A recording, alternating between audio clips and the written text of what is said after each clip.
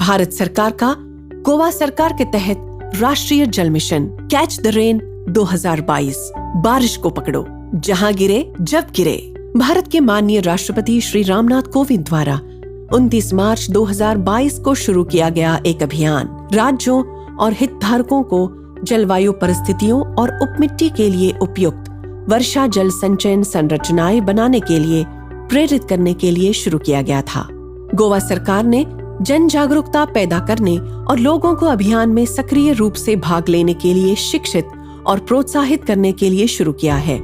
उत्तरी गोवा और दक्षिणी गोवा जिले में सार्वजनिक जागरूकता कार्यक्रम आयोजित करने के लिए कदम उठाए हैं।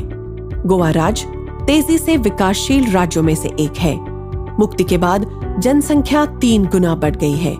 औद्योगिक विकास, पर्यटन उद्योग नई ऊंचाइयों पर पहुंच रहे हैं और राज्य के लिए प्रमुख राजस्व और रोजगार के जनक हैं। जल संसाधन।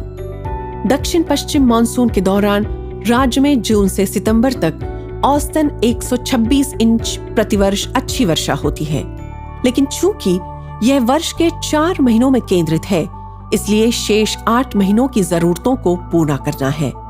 मार्च के महीने तक सतही जल निकायों, नालों और छोटी नदियों के सूखने के लिए स्थलाकृति और मिट्टी की आकृति विज्ञान उपयुक्त नहीं है।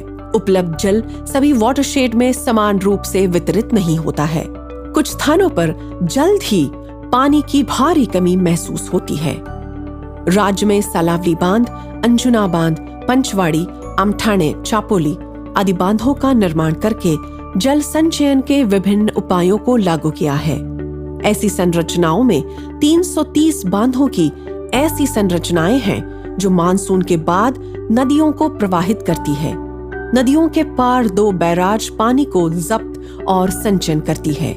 गोवा सरकार ने मुख्यमंत्री डॉक्टर प्रमोद सावंत के गतिशील और दूरदर्शी नेतृत्व में और माननीय जल संसाधन मंत्री सुभाष शिरोडकर के मार्गदर्शन में नदियों में 4 बड़े जल संचयन ढांचे को पूरा किया है, जिसमें 6 बड़ी झीलों का विकास शुरू किया गया है। परियोजना का नाम ओपा वाटरवर्क्स के लिए कच्चे पानी को बढ़ाने के लिए गांजिम में बैराज और 110 MLD कच्चे पानी के पंपिंग स्टेशन का उन्नयन।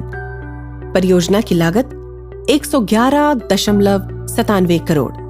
परियोजना के तहत नदी में एक खुले प्रकार के बैराज का निर्माण किया गया है, जिससे नदी में अधिकतम पानी रखना मुमकिन होगा। पानी की बढ़ती मांग को पूरा करने के लिए माननीय पूर्व मुख्यमंत्री श्री मनोहर पर्रिकर द्वारा गोवा राज्य के लिए स्थायी जल संसाधन के विकास के लिए संकल्पित नदी परियोजना आपस में जुड़ी हुई है। यह परियोजना नाबार्ड से ऋण सहायता के माध्यम से कार्यान्वित हुई है। जन भागीदारी को प्रोत्साहित करने और ग्रामीण स्तर पर जागरूकता और रोजगार पैदा करने के लिए माननीय मुख्यमंत्री ने घोषणा की है। किसानों के समूहों के लिए 5 लाख रुपए की वित्तीय सहायता। NGO ने स्वयं सहायता समूह पंजीकृत किया जो जल निकायों के विकास और निर्माण का कार्य करते हैं। हाउसिंग सोसाइटी वाणिज्य परिसरों, आतिथ्य व्यवसाय के लिए छत पर वर्षा जल संचयन के लिए 2.5 लाख रुपए की सब्सिडी।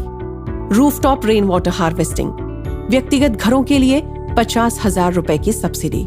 अपने घरों में खुला कुआं बनाने के लिए 50,000 रुपए की सब्सिडी। सरकार का राज्य में 35 वर्षा जल संचयन संरचनाओं को विकसित करने का प्रस्ताव है। उनमें से एक राजभवन में है। एक पुरानी छोड़ी गई लेटराइट पत्थर की खदान को गहरे आकार के जलकुंड में विकसित किया गया है। फसल के पानी का उपयोग औषधि वाटिका की सिंचाई के लिए किया जाएगा। परियोजना की कुल लागत है 9.5 लाख रुपए। अमृत सरोवर मिशन आने वाले 2 वर्षों में पूरे राज्य में 75 जल निकायों को फिर से जीवित और विकसित करने का प्रस्ताव है।